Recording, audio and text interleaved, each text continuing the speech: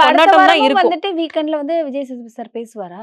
இத பத்தி பேசுவாரான்னு கேட்டா தெரியாது. ஏன்னா நெக்ஸ்ட் வீக் ஃபினாலே. Finale. அதாவது இந்த வீக் வந்து ஃபினாலே. ஆமா. இப்ப ஃபினாலே வீக்ல தான் நம்ம இருக்கோம். ஆமா. அப்படி இருக்கும்போது இத செலிப்ரேஷனா கொண்டு போறதுக்கு தான் டீம் யோசிப்பாங்க. இதுக்கப்புறமாவும் அடி அடின்னு அடிக்காதீங்கடா.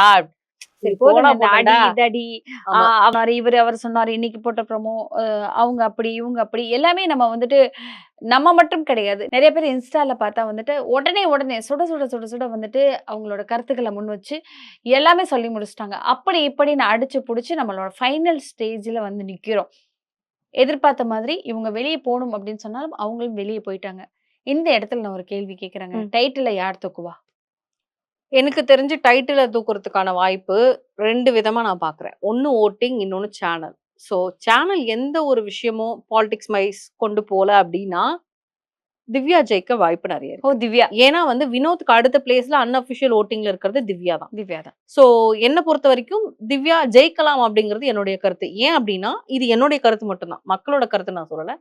ஏன் அப்படின்னா வந்து, இந்த வீட்ல சரியோ தப்போ திவ்யாவோட வாய்ஸ் பயங்கரமா இருந்திருக்கு.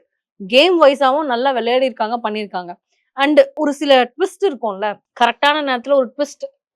இப்போ அன்னைக்கு சாண்ட்ரா பண்ண விஷயம் வந்து மயக்கம் போட்டு விழுந்தது, அந்த பானிக் அட்டாக் வந்தது. அந்த விஷயங்கள்ல வந்து திவ்யா பயங்கரமா ஸ்கோர் பண்ணாங்க. பார்வதி கிட்ட பேசி. பார்வதி ஹேண்டில் பண்ண பே ஆமா என்ன இப்போ? கத்து, பேசு அந்த மாரி இருந்தது.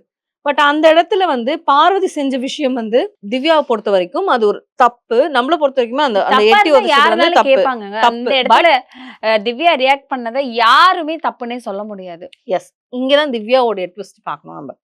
திவ்யா பேசின விஷயங்கள் இருக்குல்ல, அத வந்து ஏன் இப்படி பண்ண அப்படிங்கிற ஏய் என்ன அப்படின்னு கேக்குறது இருக்குல்ல, அது மக்கள் சார்பா உள்ள கேக்குறதுனால ஸ்ட்ராங்கா கேக்குறாங்கன்ற ஒரு வெளியில இருக்க பாக்குறவங்களுக்கு வந்து மைண்ட் செட் அப்படி இருக்கும்.